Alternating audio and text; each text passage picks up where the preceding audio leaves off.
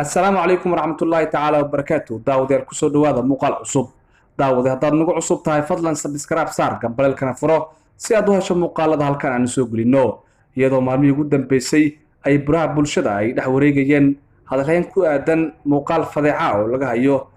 gabadha lagu magacaabo Cayuun Qurux kamida gabdhaha ugu caansan ee isticmaala baraha bulshada gaar ahaan TikTok ayaa waxa warar la helay waxay sheegayaan in fadeexadaasi muuqaalka faafinteedu uu ka dambeeyay ninka lagu magacaabo Maxamed Deyo oo ah muusikiista caan ah oo aad loo yaqaano warar lagu kalsoonaan karo oo aynu helno waxay sheegayaan in Maxamed Deyo iyo Cayuun Qurux ay ka dhaxayeen xiriir aad u wanaagsan iyadoo khilaaf soo kala dhaxgalay awgeed Maxamed Deyo uu ku qasbanaaday ama uu isku dayaba inuu faafiyo muuqaalkaasi baraha bulshada sida warar kala duwan ay xaqiijinayaan waxa sidoo kale la sheegayaa in khilaafkaasi uu sababay in muuqaalkaasi uu baraha bulshada ku faafo Maxamed Deyo ayaa waxa la sheegay in isagoo adeegsanaya qaar ka mid ah saaxiibadiisa baraha bulshada muuqaalkaasi uu ku faafiyay YouTube-ka waxaana la sheegayaa in muuqaalkaasi faafintiisa ay aad uga carootay Cayuun Qurux oo ah gabadha muuqaalkaasi laga faafiyay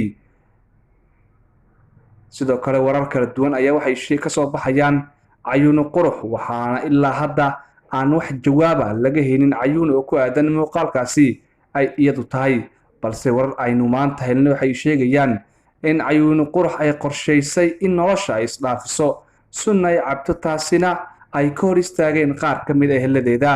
Maxamed Deyo ayaa waxa ay noqonaysaa in arintan haddii ay ku cadaato in taariikh madow ay u gali doonto maadaama uu ka dambeeyay fadeexada gabadhan caankana ka ahayd baraha bulshada gaar ahaan TikTok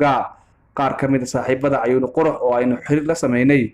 ayaa wax ka weydiinay waxyaabaha ka jira xiriirka ka dhaxeeya Maxamed Deyo iyo Cayuun Qurux qaarkood waxay sheegeen in ay intay ogyihiin xiriir wanaagsan uu ka dhaxeeya Maxamed Deyo iyo Cayuun Qurux balse aysan ogeyn sababta ka dambeysay khilaafkooda wararka waxay sheegayaan in qofka ka dambeeyay faafinta muuqaalkaasi anshaxumada uu ahaa Maxamed Deyo oo ka mid ah dadka muusikiistada ah waxaana wararku sheegayaan in arrimahaasi Maxamed Deyo loo aaneynayo haddaba waxay